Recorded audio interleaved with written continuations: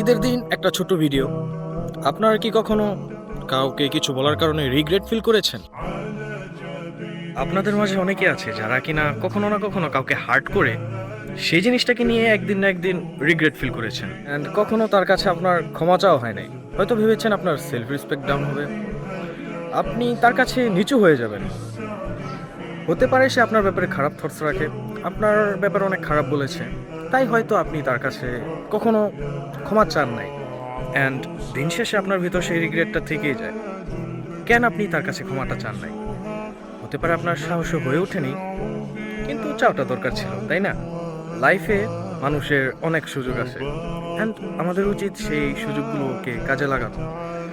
কারণ আপনার কাছে যখন তার কাছে ক্ষমা চাওয়ার সুযোগটা আসবে, তখন সেটাকে হাতছাড়া করবেন না। কারণ যদি আপনি কারো কাছ থেকে ক্ষমা চান, তখন কিন্তু আপনার সেলফ রেসপেক্ট আর ডাউন হয় না। আপনি যতই মনে করেন সে আপনার ব্যাপারে অনেক খারাপ ভাববে বা আপনার সেলফ রেসপেক্ট ডাউন হবে, হোক, সমস্যা নেই। কিন্তু যখন অন্যের কাছ থেকে আপনি ক্ষমাটা চাবেন, দেখবেন তার যতই আপনার ব্যাপারে অনেক খারাপ থটস ছিল, সেগুলো এক নিমিষে চলে যাবে ভাই। ক্ষমা চাওয়া এমন একটা জিনিস যেটা আপনি যার কাছ থেকে চাবেন, সে কখনো এই জিনিসটাকে খারাপভাবে নিতে পারবে না। সে অলওয়েজ আপনার কাছ থেকে হাসি মুখে সে ক্ষমাটা নেবে। এখন কথা হচ্ছে সেই কি আপনাকে আদৌ ক্ষমা করবে নাকি না, সেটা তার উপর।